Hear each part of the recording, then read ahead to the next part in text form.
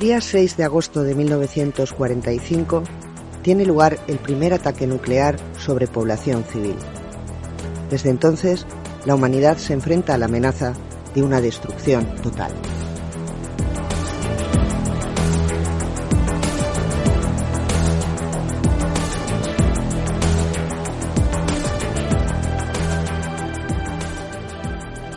Siempre nos hablan de la Guerra Fría en clave de conflicto, geopolítica y élites diplomáticas que marcan el rumbo de la historia. En Icaris prestamos atención a la otra cara de la moneda, porque también hay una historia de la paz que merece ser contada.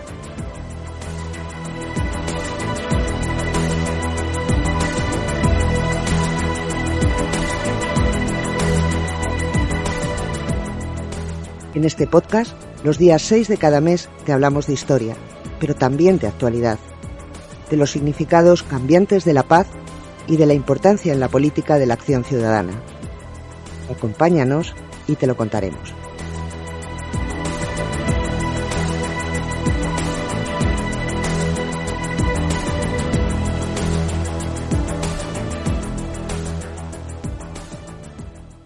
Queridas, queridos oyentes, gracias por acompañarnos en este segundo programa del podcast Icaris, Historia de la Paz, que dirige la profesora Julia Coballo.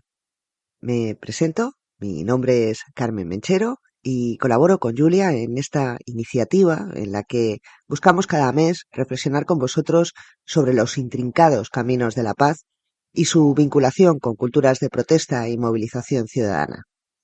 Precisamente sobre ello vamos a hablar con nuestro invitado de hoy. Se trata de Ramón Adel Argilés, sociólogo y seguramente uno de los mayores especialistas en el estudio de movimientos sociales en la España del siglo XX. Os lo presento brevemente. Ramón Adel fue profesor de Sociología Política en la Universidad Complutense y ha impartido durante mucho tiempo la asignatura de Cambio Social en la Facultad de Ciencias Políticas y Sociología de la UNED. Ha sido también profesor del Máster de Investigación, Gestión y Desarrollo Local de la Facultad de Sociología de la Universidad Complutense y ha participado en multitud de cursos de verano organizados por distintas universidades españolas. También coordinó el comité de investigación que impulsó la Federación Española de Sociología, Movimientos Sociales, Acción Colectiva, Cambio Social, que ha desarrollado una intensa actividad científica y divulgativa. Y además, ha sido conferenciante y ponente en multitud de congresos organizados por distintas instituciones académicas. Ha publicado muchos trabajos y sobre distintos temas. Es bastante difícil resumir en este espacio toda su producción bibliográfica, pero intentamos mencionar algunos títulos. Coordinó con Miguel Martínez la monografía que publicó en 2004 la editorial Catarata con el título ¿Dónde están las llaves? El movimiento ocupa, prácticas y contextos sociales, en el que además firma el capítulo Manifiesta Acción, la contestación ocupa en la calle, Madrid, 1985-2002. Sobre protesta callejera tiene varios trabajos. Destacamos, por ejemplo, el artículo Manifestómetro, recuento de multitudes y significados de la movilización, publicado por la revista Empiria de la UNED, o, por ejemplo, el trabajo titulado El evento manifestación como unidad de observación cualitativa, Madrid, el 14 de abril de 1931. Ramón además es autor del prólogo para la edición española del trabajo de Charles Tilly, Violencia colectiva, que publicó la editorial Acer en 2007. En ese año también publicó en la revista de Estudios de Juventud el artículo titulado El altermundismo en acción, internacionalismo y nuevos movimientos sociales. Y en colaboración con Alberto Olayo y Estera, también publicó otro trabajo titulado De la dignidad al poder de la ciudadanía, balance de la protesta 2014, en el que estudiaban la reconversión de la indignación ciudadana expresada en la calle al poder y a la acción política para lograr cambios sociales. Al margen de toda esta actividad que he intentado resumiros como investigador y como docente, hoy queremos destacar su vocación como custodio de la memoria. Es director de la Biblioteca y Archivo de Propaganda y, comentaros que este archivo es un archivo personal que se encuentra abierto al público, en el que Ramón recoge el fruto de su observación durante más de 45 años de, como él mismo dice, lo que se mueve en la calle sin ningún tipo de prejuicio. Él asistía a manifestaciones y recopilaba panfletos, chapas y otro material de propaganda. Para que os hagáis una idea, este archivo en la actualidad cuenta con la friolera de 12.000 carteles y desde luego se ha convertido en un punto de consulta obligado para cualquier estudioso de la movilización ciudadana y los colectivos de protesta. Hoy vamos a hablar con él sobre este archivo y también sobre la movilización social en la transición y la protesta anti-OTAN. Pero también queremos conocer su opinión sobre el presente, en un momento como el actual, marcado por conflictos internacionales sobre los que se está posicionando la opinión pública de forma muy activa. Y sin más demora, os dejo con Ramón Adell y Julia Coallo.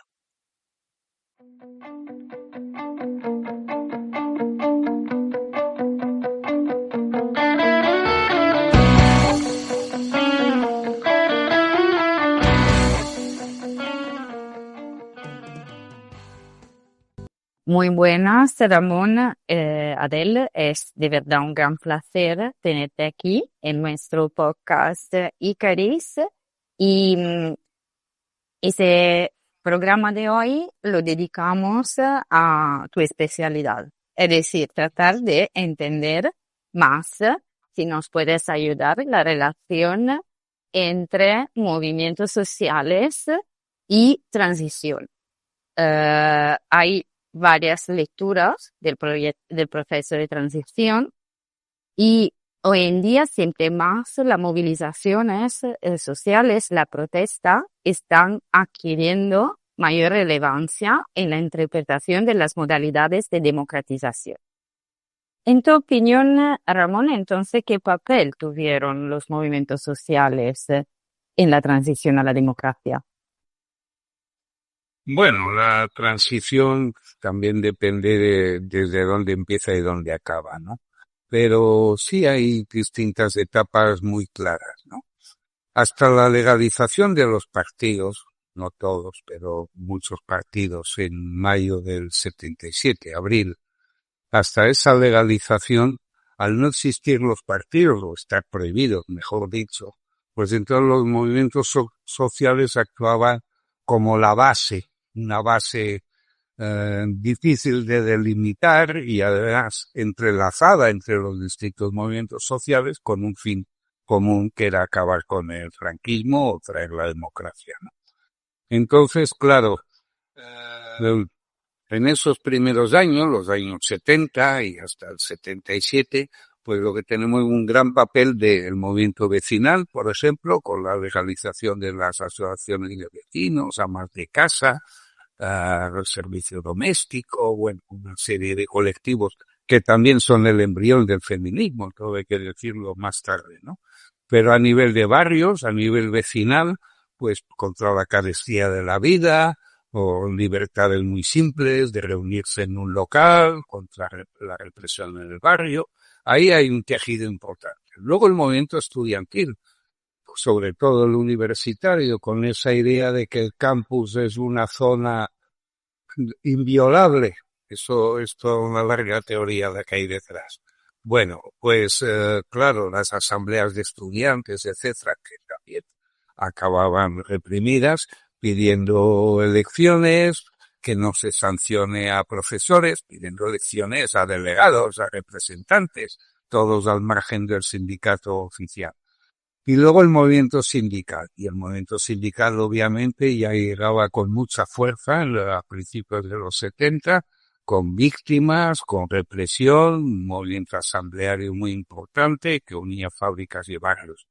En definitiva, hasta que se legalizan los partidos, hay por un lado una infiltración en las instituciones franquistas, sindicato vertical, primeras reuniones de comisiones obreras son ahí, infiltración en las Fuerzas Armadas, que eso no podemos hablar de movimientos sociales, pero en la Revolución Portuguesa del 74 y el papel de la UMD o la Unión Democrática de Soldados, y la Iglesia, que tiene otro gran papel, Añoveros, Iniesta, García Salve, etcétera, etcétera, ¿no? Muchos nombres de lo que llamaban los curas rojos, que facilitaban también espacios, igual que en la universidad, se facilitaban espacios en las iglesias.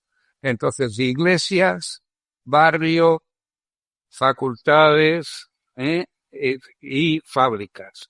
Y ese es el gran empujón, los movimientos sociales de entonces. Porque es hasta los 80 que ya no hablamos de nuevo, que ya hablamos de nuevos movimientos sociales con otras dinámicas. Efectivamente. El periodo 77-79 es un periodo municipalista, los movimientos sociales entran en las instituciones municipales, pero ya todo va politizado hacia la gran victoria del PSOE en el año 82. Y es ahí donde los movimientos sociales históricos que lucharon contra el franquismo ya se reconvierten en nuevos movimientos sociales. Solucionados los problemas básicos locales, pensamos en la ecología, en el feminismo, en la solidaridad, en que hay diferencias, identidades, gays, etc., como una superación de la propia transición. Y entonces, en tu opinión, Ramona, con respecto a otros países europeos, ¿qué característica específica tuvieron las movilizaciones sociales en España al principio de la transición? Es decir, ¿hay una peculiaridad, una excepcionalidad española, o podríamos decir que al fin y al cabo los movimientos sociales en España, las protestas son similares a la de Reino Unido, a la de Alemania Occidental, de Italia, etcétera, etcétera? Obviamente, durante el franquismo no hay cultura política, no hay indicadores de cultura política y tampoco se fomentaba una cultura política democrática, ¿no? Entonces tampoco hay mucha información sobre ese periodo, ¿no? Pero sí hay algo que, o sea, España estaba fuera de Europa, no en sentido geográfico, sino en sentido político, ¿no? La autarquía. Entonces, claro, en ese sentido, si creyéramos en las etapas de desarrollo, que es muy cuestionable, pero diríamos que España tenía un retraso. Pero en cuanto a formas de acción colectiva, etcétera, ¿no? Todavía muy politizada, por ejemplo, ¿no? Entre franquismo, comunismo, etcétera, cosa que ya en Europa ya iba a otro nivel. Ahí ya empezaban los nuevos movimientos sociales en los 70, mientras que en España llegaron en los 80. O sea que ya hay un decalaje de entrada de 10 años, ¿no? Y luego las peculiaridades pues también las tuvo España. Rápidamente el fenómeno de imitación pues se aprendió sobre todo del caso francés, la Revolución Francesa y el mayo del 68 han sido dos grandes hitos, más que las corrientes anglosajonas, y también de Italia, ¿no? Sobre todo lo de Italia es quizá en los 80-90 donde más se aprende, por así decir, en cuanto a aprendizaje de los movimientos sociales. Aquí aparecía el movimiento Ocupa, antiglobalización, entonces pasa a ser el referente Italia. Pero bueno, en los 80 los referentes eran los estudiantes de Seúl, combativos, Palestina, la enésima represión al pueblo palestino, y las movilizaciones de Chile para acabar con el pinochetismo, ¿no? Y todo eso siempre lleva a un fenómeno de imitación, no hablemos ya hoy en día por las redes, ¿no? Estamos hablando de los 70-80.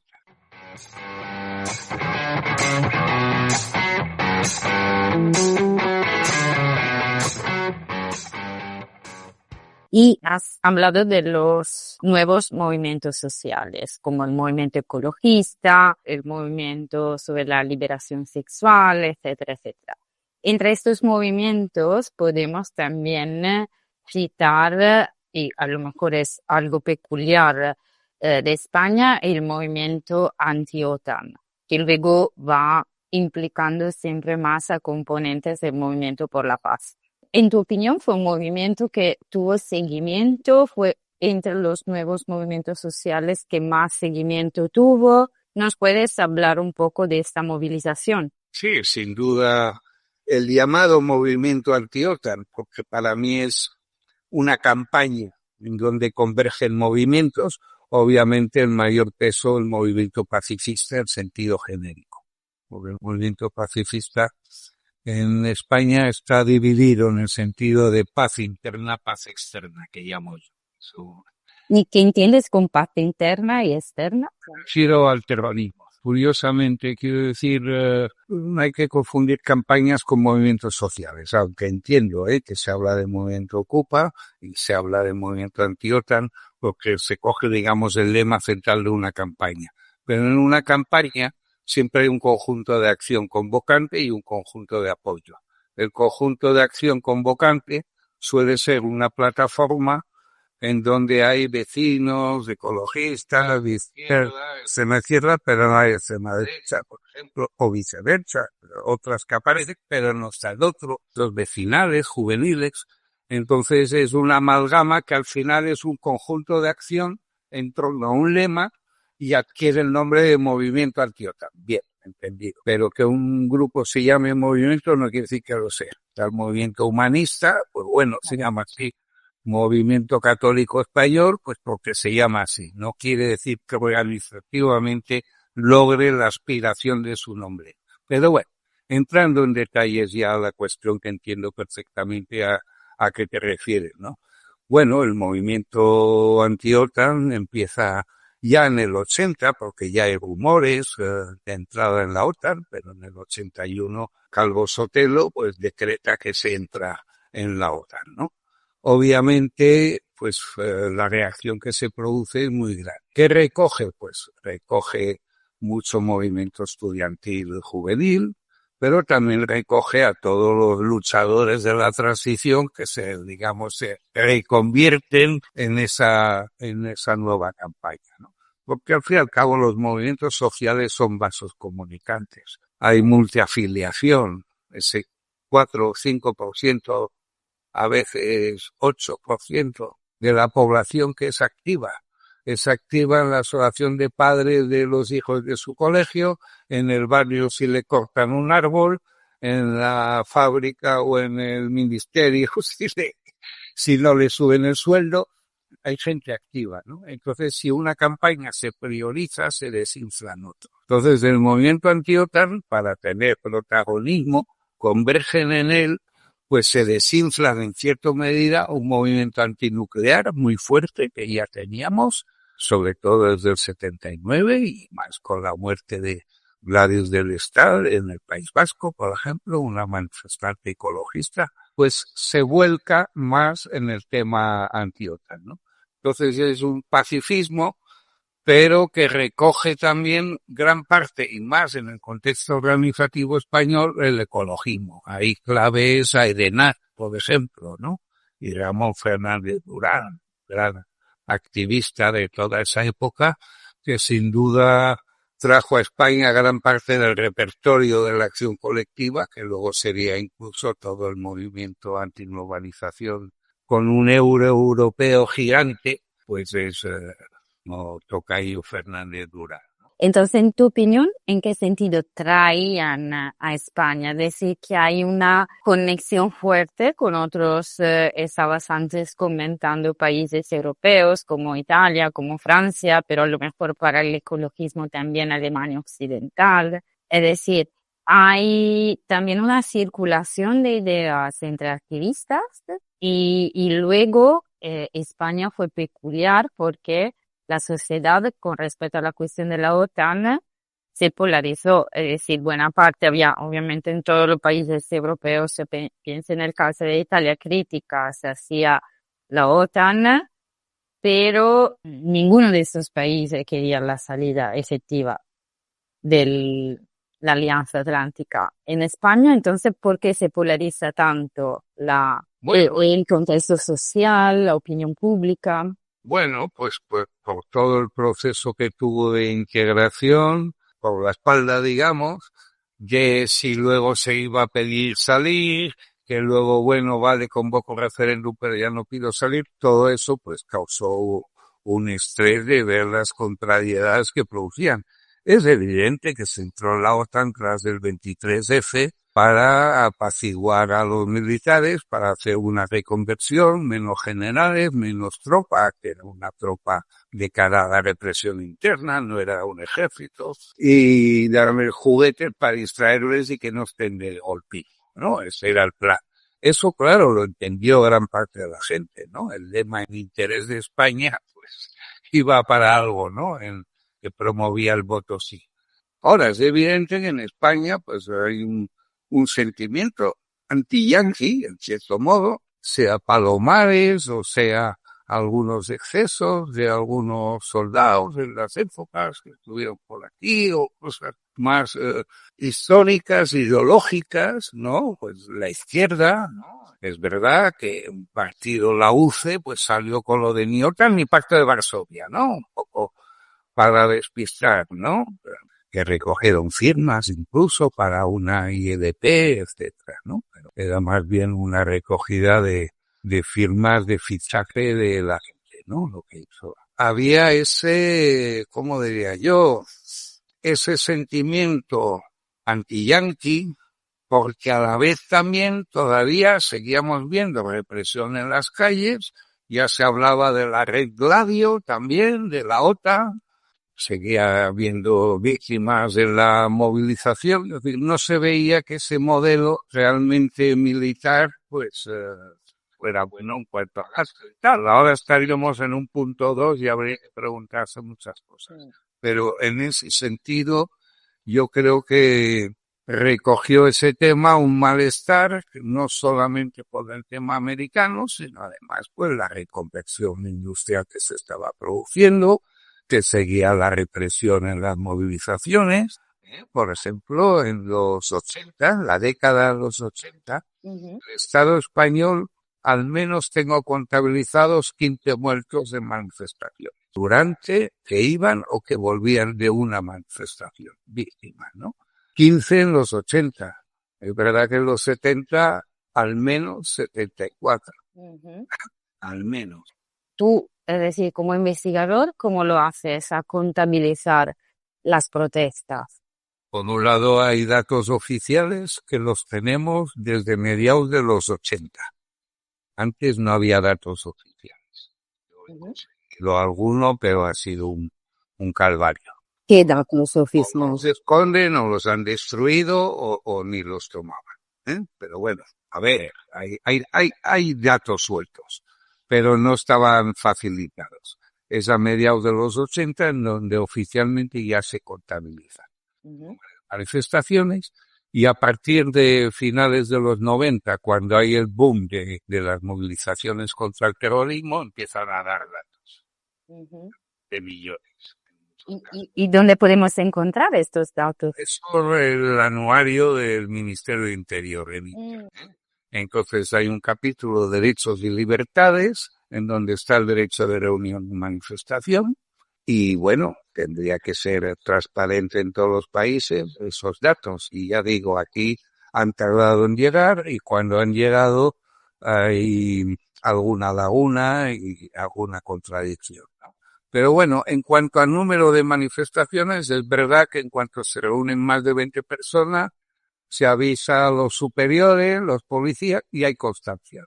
En cambio, mi base de datos, pues es a base de rastrear panfletos, carteles, comunicados, periódicos, testigos, etcétera, que dicen, oye, ha habido esa manifestación. Obviamente las mayoritarias, vamos a decir, las que son de más de 2.000 o 5.000 personas, pues siempre hay algún medio que lo refleja. No siempre es así. Se pueden manifestar 5.000 trabajadores de Telefónica y no sale ningún periódico. Pero porque Telefónica tiene anuncios, ¿no? Entonces paga anuncios en el periódico. Bueno, entonces, esa, en cuanto a las cifras, bueno, tengo algún artículo escrito de cómo se cuentan los manifestantes. Claro, yo saco cifras para ver el crecimiento y disminución de los movimientos sociales. En unos casos son precisas porque hago recuentos sobre el terreno o con imágenes, etcétera. En otros casos, pues es viendo el sesgo que van teniendo ciertos medios o ciertas instituciones durante X momento, pues ya sé más o menos qué sesgo. Sí. En todo caso son orientativos, pero que no es esa distancia entre organizadores 20 veces más, o datos oficiales que en general, salvo las movilizaciones institucionales, suelen tener un sesgo de cifras también para minimizar el problema o el conflicto.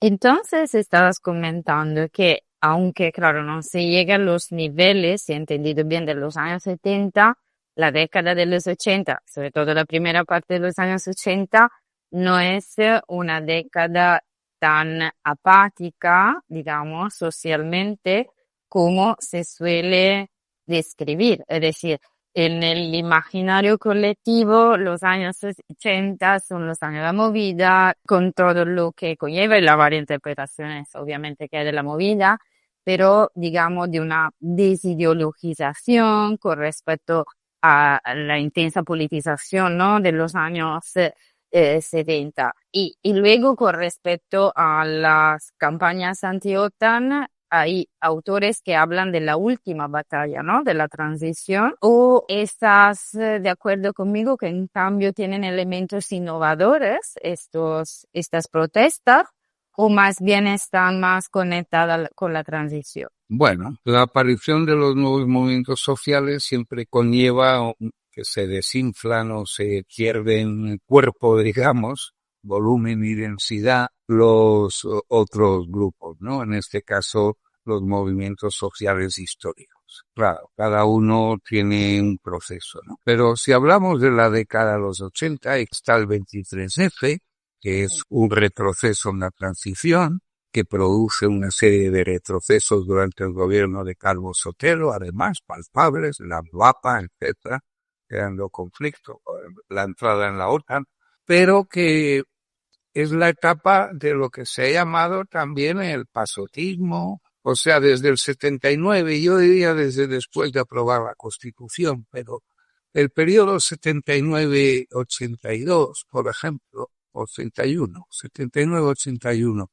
la izquierda se desmoviliza en general en la calle y lo ocupa la extrema derecha. Y además con agresiones o asesinatos, ¿no? Pues pegar un cartel o pues, por estar en un parque o en un bar. Entonces eso produce una desmovilización. Entonces el 79, 80, 81 es una etapa de retroceso político, excepto hizo sectores para combatir a la extrema derecha, pero vamos a decir en general de desmovilización, donde entra todo el tema de las drogas también. En el caso del País Vasco es mucho más serio. Entonces está la movida como cosa bonita, pero en paralelo están haciendo el movimiento punk español, hardcore, los ocupas, y ya tenemos otro ambiente juvenil. Entonces la movilización anti-OTAN todo depende de a qué edad le pillas a cada uno. Y había gente de todas las edades. Entonces yo entiendo que para los que hicieron la transición es la última batalla, pero para los que ya pasaron la transición es la primera. Pero bueno, también el 15M ha sido la primera para la generación Z o la que sea, ¿no? Eso es un relevo generacional. Entonces, por un lado aprendes algo y por otro lado desechas viejos funcionamientos y adoptas nuevos estilos, ¿no? Entonces, los 80 hay un boom de los movimientos sociales en donde la juventud pues se moviliza, etcétera. ¿Qué pasa en el 86 al perder el OTAN no el referéndum? Ya tenemos otro contexto. Un segundo desencanto, a otro nivel que el del 79-81. Pero ahí tenemos otra fase. ¿Por qué? Porque gente que creía en la democracia de me preguntan mi opinión, pues al final dio la sensación que el referéndum, pues eso, el pequeño porcentaje que faltaba estaba apañado. Apañado técnicamente o apañado filosóficamente en lo que tiene que ser una democracia, ¿no? Pues el día de reflexión fue tremendo, con la carta de que 100 intelectuales diciendo que el interés de España tal, una serie de cosas. A muchos jóvenes dijeron, esto no. Entonces luego tenemos la revuelta juvenil estudiantil de finales de el 86 y 87, que esa ya es una primera constitución, una primera contestación a una especie de, lo llaman democracia y no lo es, de gritos no se hacía, obviamente, del 15M, pero una especie de contestación generacional a un esfuerzo para un referéndum que luego se dio la sensación de que esto no es una. Y entonces, en tu opinión, ¿hay alguna, está estrictamente conectado con la sociología no histórica de los movimientos sociales? ¿Hay una tradición, algo que se traspasa históricamente de un movimiento social al otro?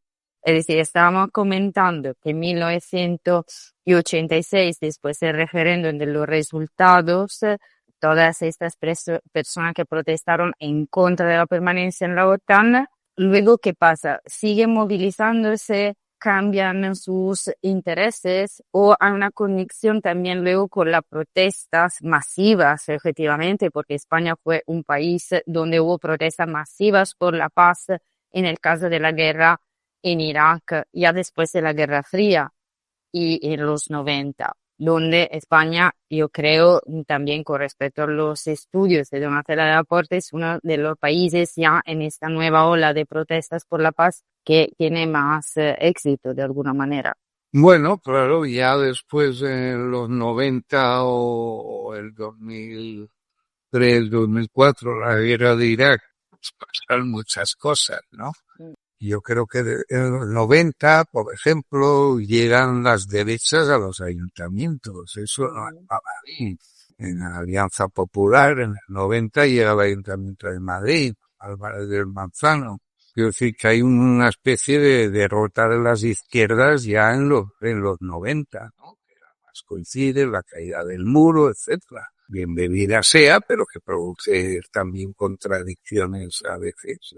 Entonces, en todo caso, yo creo que hay una cierta desmovilización en los 90. Es verdad que está pues la guerra de Yugoslavia, la primera guerra en el Golfo, etcétera, que hay movilización, pero bueno, yo creo que ahí ya empieza a haber un auge, por ejemplo, del movimiento Ocupa, como movimiento para liberar espacios que sirvan a su vez a otros movimientos sociales. Y eso es importante frente a una derecha que va privatizando, ¿no? O endureciendo los discursos.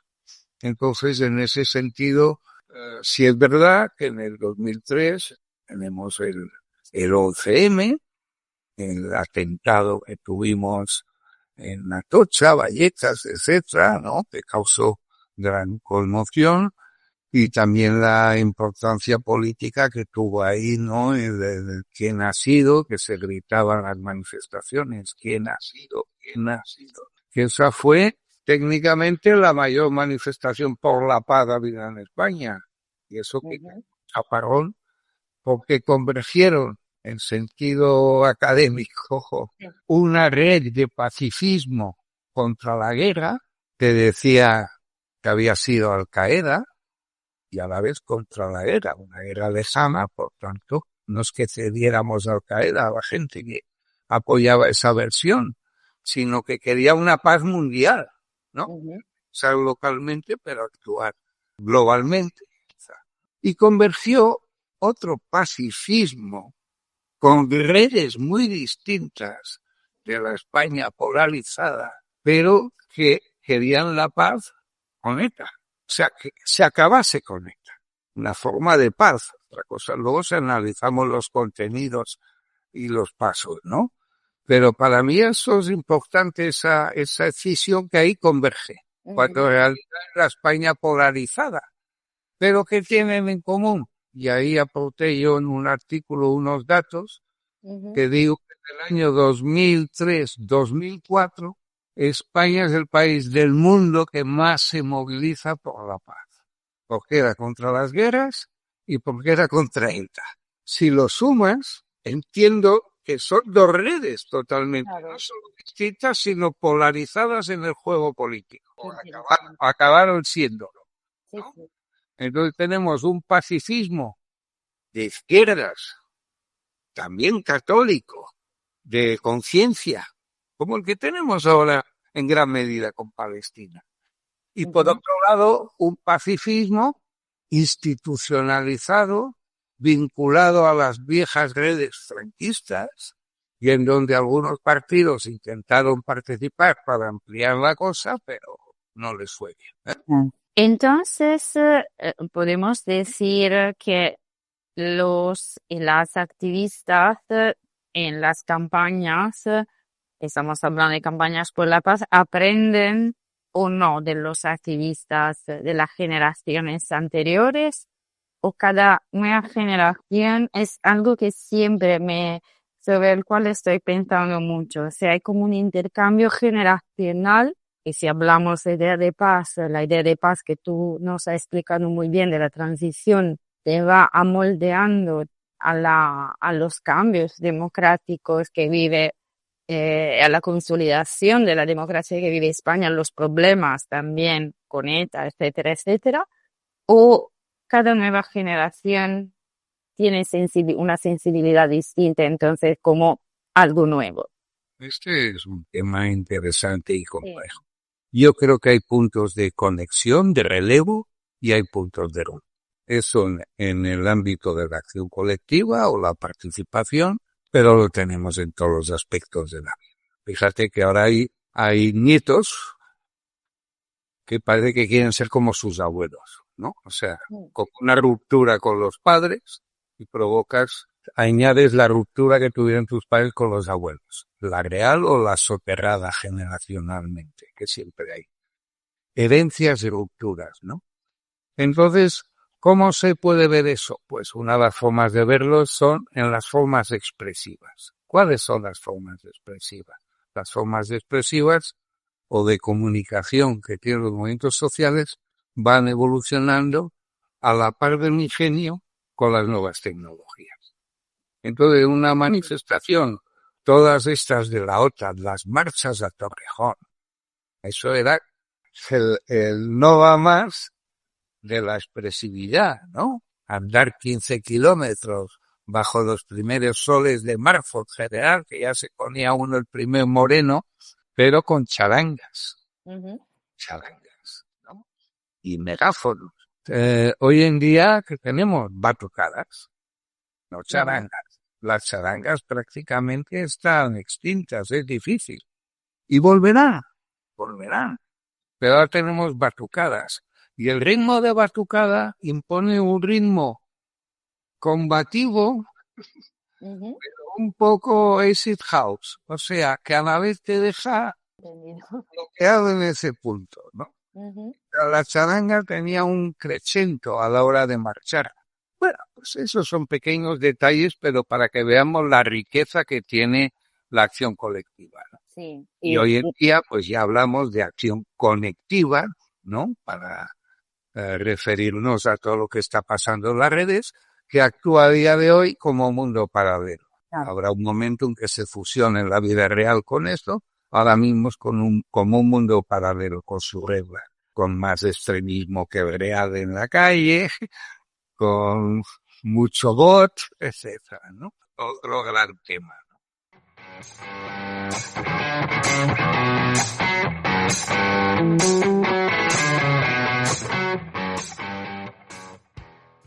Vamos a la actualidad, es decir, el domingo pasado hubo el corte de la Vuelta de España con respecto a los y las activistas pro-palestinas. Estamos, según varios sociólogos, viviendo una nueva ola de protesta, un nuevo momento de movilización por la paz, porque, digamos, hubo a lo largo del siglo XX, después de la Segunda Guerra Mundial, varias olas antinucleares contra los test nucleares, luego en los 80 contra los euromísiles, estabas comentando antes la guerra de Irak, etcétera, etcétera.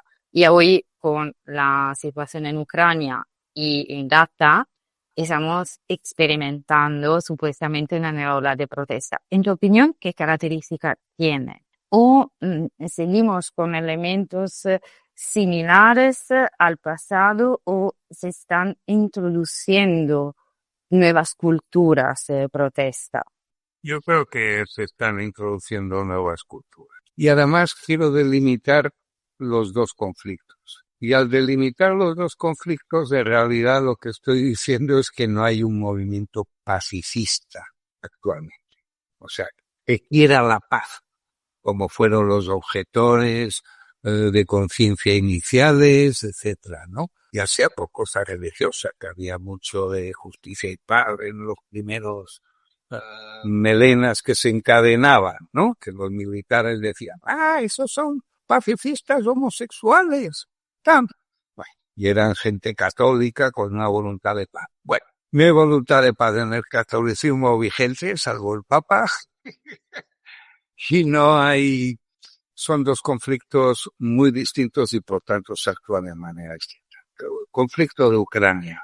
Desgraciadamente estamos en el ámbito europeo más metidos en ese conflicto. Queramos o no, estamos en tiempos de guerra, y tiempos de guerra quiere decir tiempos de propaganda. Con lo cual, cualquier discusión sobre el tema de Ucrania y Rusia conlleva o ser un nafo o ser un putinejo.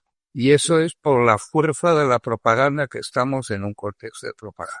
Con lo cual, las pocas movilizaciones que hay sobre ese tema suele ser el colectivo ucraniano en la Plaza del Callao, mesas de recogida de firmas, a nivel de acción colectiva, pero a nivel mediático, diplomático, son otras, militar, son otras ondas. Pero sí me refiero que ese tema está bajo tema de supervisión de guerra, propaganda de guerra. Con lo cual, si no hay un movimiento pacifista de verdad, cualquier cosa que se mueva ahí va a ser siempre muy rara. Y eso es muy triste, porque yo creo que ojalá en el frente de los soldados rusos y los soldados ucranianos dijeran, mira, que se peguen otros, ¿dónde está la diplomacia? ¿Qué es lo que realmente sorprende en este contexto actual en el que estamos mundial? ¿Dónde está la diplomacia? ¿Dónde está el mestizaje? ¿Dónde está el comercio? El libre comercio. ¿Dónde están las mezclas culturales? No, se están cerrando los países en banda, las culturas se están cerrando, se abren guerras de religiones, etcétera, lo cual es totalmente deprimente. En el caso de Palestina sí había una red importante ya de colectivos pro-palestinos. Todos sabemos que esto no empieza el 7 de octubre, por desgracia empieza mucho antes. Y entonces vamos teniendo... En España, ¿desde cuando hay grupos, digamos, movilizaciones pro-Palestina? Antes estaba comentando que ya en los 80 y antes. Sí, los 70. A ver, el franquismo era pro-palestino. En el sentido tiene una diplomacia hacia los países árabes. A ver, Israel bloqueaba la entrada de España en la ONU. Y España en el 78 ya votó en la ONU que sí, pero reconoció a Israel en los 80. O sea que había una cultura que en ese sentido estaba sobre todo dirigida por la extrema derecha. En el sector ideológico era la extrema derecha la que era pro-palestina. Sí, y a lo mejor un cierto antisemitismo. Y la OLP ya, entonces empieza la cosa al Fatah y empieza la izquierda.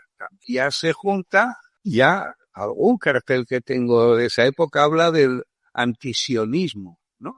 No confundir con el antisemitismo. Pero es que luego que si Sabra y Shatila, que si la guerra de tal, que si todos los 70, 80, 90, hay una dinámica de grupos palestinos, de exiliados y simpatizantes, ¿no?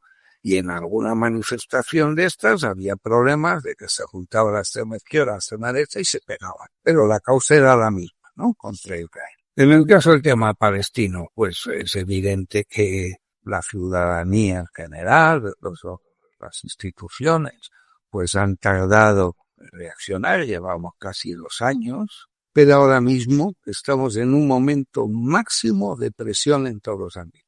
En el ámbito deportivo, en el ámbito artístico, en el ámbito diplomático, la flotilla, la vuelta ciclista, Eurovisión, varios. Estamos en un momento muy importante de presión. Ya veremos, con el apartheid se consiguieron cosas. El boicot económico es lo que más le puede doler a Israel, ¿no? Claro, sabemos que está Estados Unidos, etcétera, ¿no? Entonces, claro, aquí se ha jugado, que ha funcionado los primeros meses, quien diga que el gobierno de Israel está haciendo una salvajada, un genocidio, es antisemita y es un proterrorista de Hamas. Bueno, ese discurso, que habrá alguno que sea así, pero obviamente es minoritario. Es decir, toda esta movilización se ha estado trabajando, se ha estado tejiendo, hay gente que ha estado moviéndose desde el primer momento y ahora se ha logrado que la sociedad entera, las instituciones, y en ese sentido el gobierno español hace lo que puede en todas estas presiones, pero no deja de ser interesante la brecha. Pero aquí lo que está moviendo es esa conciencia de paz por la guerra civil, esa conciencia de paz por el terrorismo, las guerras, esa conciencia de que guerra no. Ni esta ni la de Ucrania, ni que nos manden para allá, ni ver. Sí, en tu opinión, los y las españolas son más pacifistas que otras realidades europeas, porque también mirando las encuestas sociológicas, efectivamente, en relación a tu argumento de ahora, hay desde siempre, a lo mejor por la neutralidad de España en la Segunda Guerra Mundial, etcétera, etcétera, en la primera, por supuesto, hay más una actitud de España hacia la paz, ¿es verdad? Yo creo que sí, sobre todo por la guerra civil, que aunque quede lejos sigue también. Pero el tema de la guerra de Irak en su momento hay una conciencia, ¿no? Incluso el terrorismo, también lo añado. El terrorismo de todas las ideologías. Ya sabemos que el mayoritario fue ETA, luego Grapo, pero también de extrema derecha, que es importante esa base, ¿no? Antes decía que en el 2003-2004 hubo una movilización máxima. Ahí por las cifras de asistencia que fui cotejando, no solo en Madrid, sino en el resto del Estado, llegué a la conclusión que en esos 2 años un 40% de la población mayor de 16 años se había movilizado alguna o varias veces por la paz, sea contra el terrorismo de ETA, sea contra la guerra. E insisto, la paz es el nexo común de 2 polarizaciones sociales, organizativas, de tradición, de movilización de recursos muy distinta, etcétera. Largo que hablar, pero bueno, eso está en el libro que también participa reciente, ¿no? Sí. Aquí es un libro, bueno, de hace 3 años quizá, pero donde se ve todos esos pasos del pacifismo, ¿no? Efectivamente. Y en cambio no es algo tan estudiado, ¿no? Por lo menos en la historiografía española hay obviamente muy importantes estudios sobre las guerras y menos sobre esta conexión entre españoles y paz. Y por eso me parece interesante.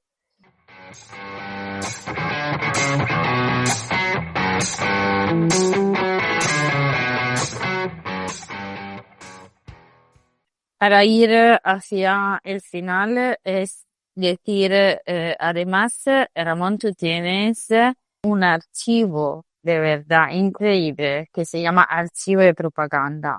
Y yo creo que a las personas que nos escuchan puede también, a los y las estudiantes puede ser muy útil entender si nos un poco más de ese archivo, cómo surgió, qué características tiene, qué documentación tan interesante tiene y por qué es un archivo muy importante para estudiar los movimientos sociales, la policía. Bueno, si nos puede hablar un poco de este archivo. Bueno, gracias por los elogios del archivo. Bueno, pues mira, la verdad es que es una historia de vida y ahora no hay tiempo, pero bueno, 50 años recogiendo material efímero, material que se tira, basura, panfletos en la calle, carteles, luego ya me fui aficionando en la transición con el boom de partidos y de fiesta democrática que hubo, y recogiendo, y bueno, lo que dure la democracia, yo ya de entrada este colorido no lo había visto antes, ¿no?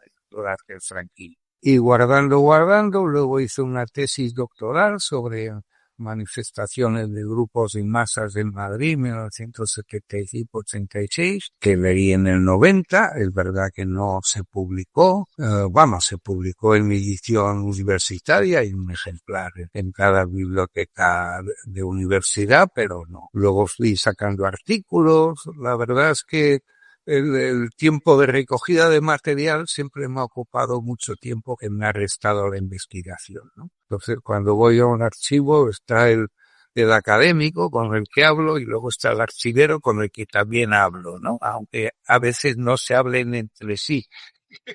Porque en ese sentido, de forma autodidacta, pues me ha gustado recoger todo el material de todo lo que se mueve, me guste más, me guste menos. No hay límites ideológicos y los formatos de propaganda de partidos políticos y movimientos sociales pues son muy variados. En cuanto a la accesibilidad, bueno, es un archivo particular, eso hay que decirlo, no tengo subvenciones, no tengo personal, a veces me ayuda mi hija, pero bueno. Pero es verdad que, bueno, se puede contactar conmigo, ya pondré el correo electrónico o Radey, R de Ramón, Adey, con 2 L's, @poli.uned.es.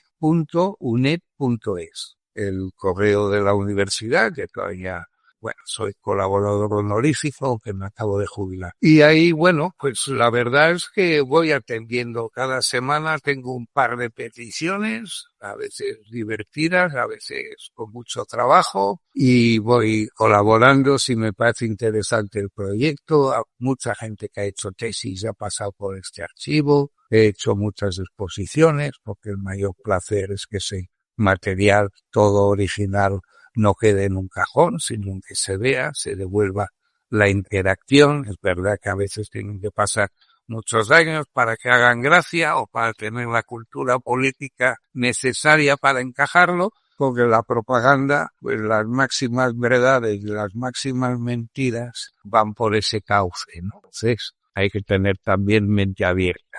Claro, claro.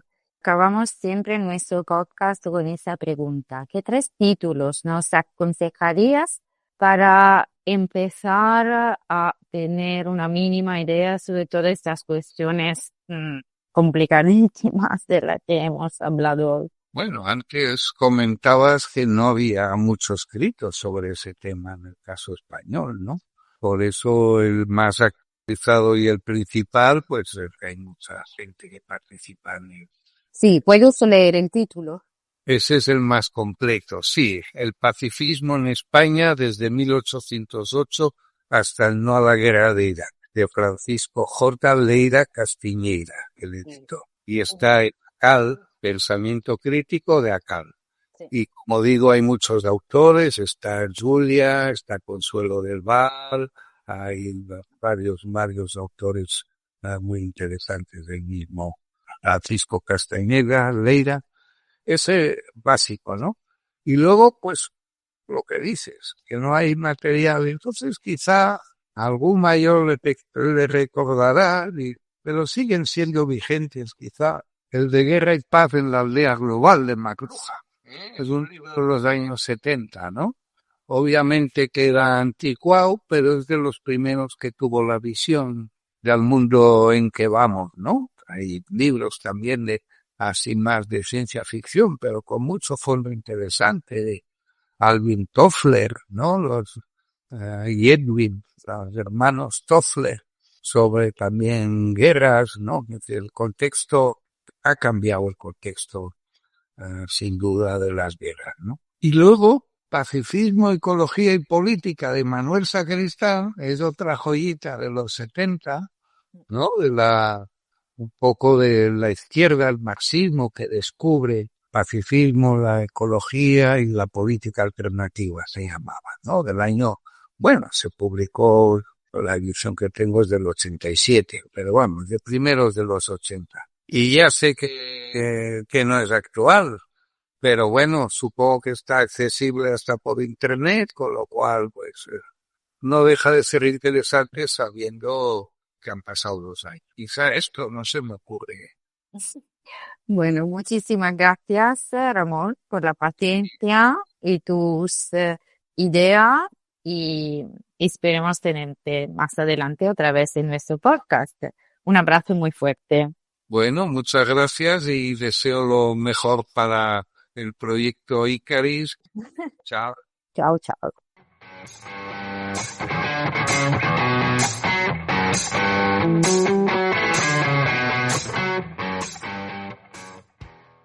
Confiamos en que os haya resultado interesante esta entrevista.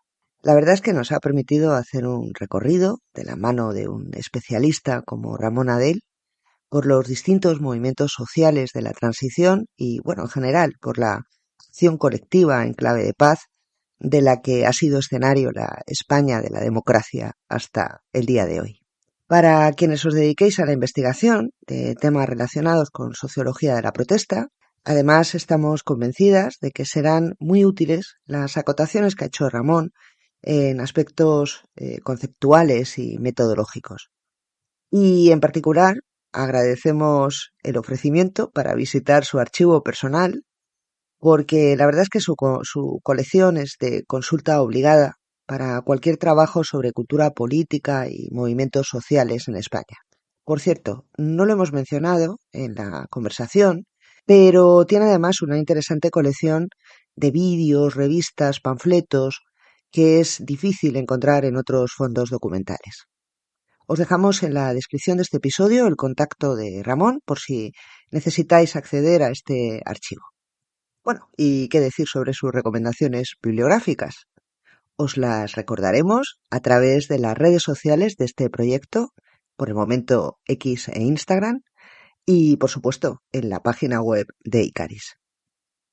Muchas gracias por acompañarnos. Os esperamos en el próximo programa de este podcast dedicado a explorar los tortuosos caminos hacia la paz.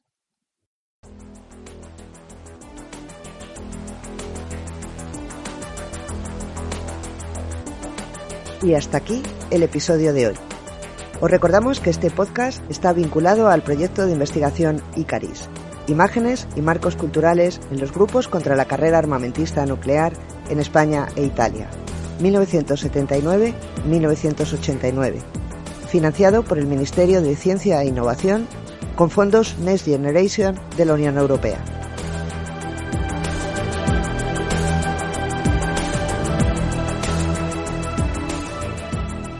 Ha conducido el programa Julia Coallo, directora del proyecto y profesora titular de la Facultad de Geografía e Historia de la Universidad Complutense de Madrid.